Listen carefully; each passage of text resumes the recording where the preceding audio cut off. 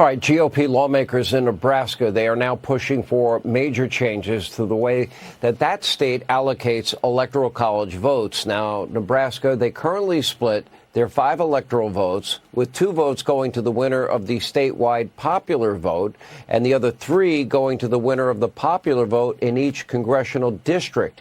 In a letter Wednesday, lawmakers advocated for a winner-take-all system like 48 other states, stating that Nebraska should speak with a united voice in presidential elections. Senator Lindsey Graham, he traveled to Nebraska to show his support for this change and its importance, emphasizing how the election literally could come down to a single electoral vote. And there is a scenario under which both Kamala Harris and Donald Trump can have 269 electoral votes and be tied. And that's entirely possible. The next step then would be called a contingent election in which the House would select the president and the Senate would then select the vice president, with every state voting as a delegation, receiving only 1 vote per state. And what if, say, there's a state that has a delegation where the majority, the congressional majority, happens to be with one party, and yet the state voted for the other party for president? What happens then? Could get confusing. Now, Nebraska could put an end to that possibility in one respect. Joining us now, Nebraska Senator Pete Ricketts, along with Nebraska Congressman Mike Flood. Mr. Ricketts, let's start with you and ask you, I think it's a great idea. I think it should happen.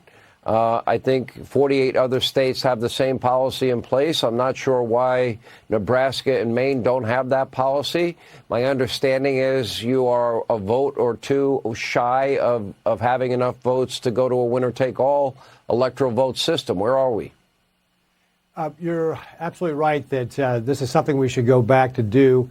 I long advocated for us to join the other 48 states in doing winner-take-all. It makes sense, right? I mean, we elect our governor statewide. We elect our senators statewide. You said yourself we should speak with a united voice. As governor, we worked on this every year and typically fell 1 or 2 votes short of getting it passed.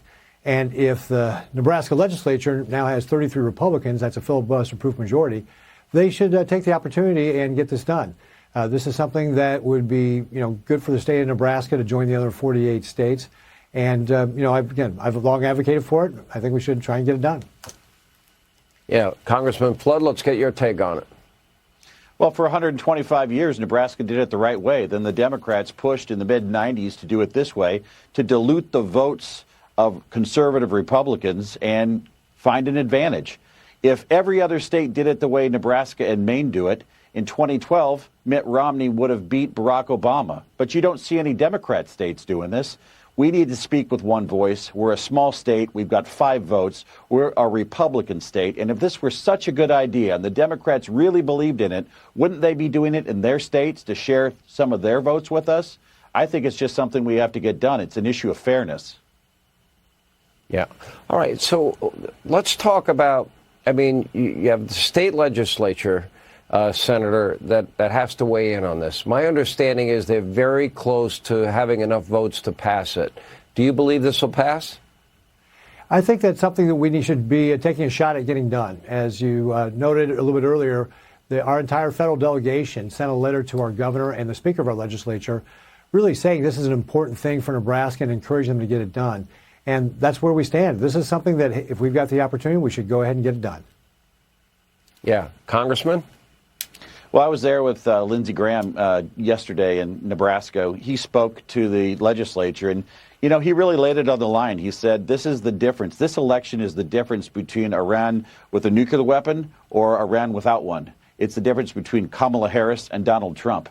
And as a state like Nebraska, we bleed red. We believe in a strong national defense, and we believe in a foreign policy of strength and not retreat.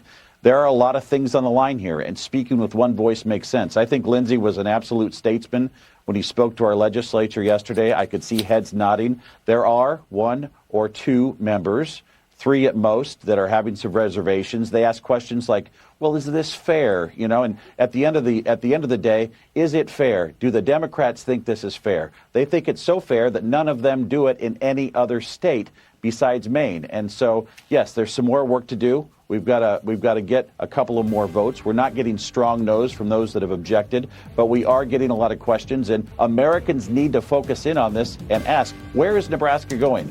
We better go the right way. Well, I mean, I think it's more. If 48 other states do it, and you had this system in place for 120 years. We've had the system everybody else has for 125 years. We've only had this system since the mid-90s. Yeah. All right. Thank you both. It's an important vote if you're in Nebraska. More Hannity straight ahead.